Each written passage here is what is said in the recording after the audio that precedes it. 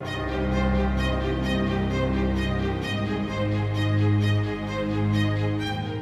alaikum, bonjour James Dino. Walaikum salam. Tu as eu l'occasion de te promener dans les dédales de la foire musulmane de Bruxelles, deuxième édition. Ouais. Quelles sont tes impressions? Bon, moi j'y ai trouvé ce que j'aimais, c'est-à-dire beaucoup de livres. Il y a beaucoup de librairies qui sont présentes ici, autant de Paris que de Bruxelles, donc ça m'a fait plaisir. Et on a assisté à une chouette conférence de Hassan Iquissen, moi que j'aime beaucoup, et qui nous a bien remis les pendules à l'heure aujourd'hui sur les fainéants et les égocentriques, les égoïstes, et je me suis totalement retrouvé dedans. Il a fait un bon rappel, c'était agréable, donc voilà. La thématique cette année de la foire était Musulmans d'aujourd'hui, une éthique des défis. Quels sont pour toi les défis auxquels pourraient être confrontés les musulmans de Belgique?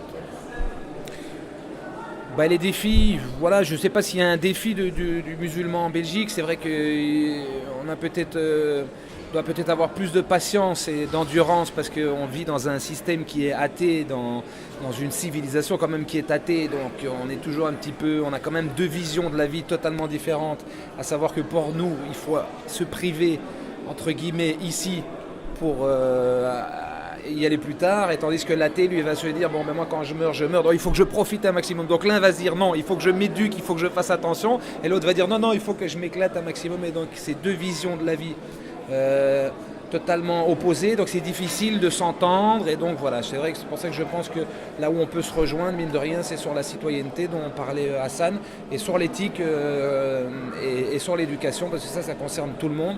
De toute façon, dans la religion, on ne parle que d'éducation, ou presque que d'éducation et de comportement à avoir.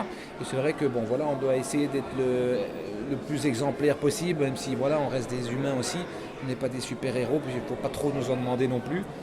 Mais voilà, le défi, c'est peut-être de réussir à être patient et endurant, et de nous faire peut-être plus d'efforts que l'autre pour s'entendre et pour continuer à discuter quoi, et à vivre ensemble.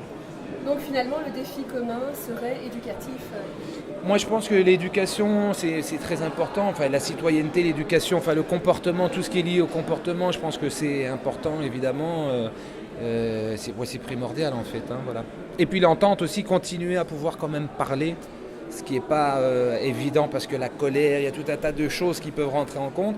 Et c'est vrai que nous, on doit plus faire d'efforts, je pense, et on a la chance d'avoir plus d'aide aussi, puisqu'on peut demander de l'aide pour faire ce combat. Mais donc c'est vrai que nous, on a peut-être plus à donner et à faire plus d'efforts sur nous-mêmes, quoi. Donc, Barakallahu fik, wassalamu alaikum. alaykoum salam.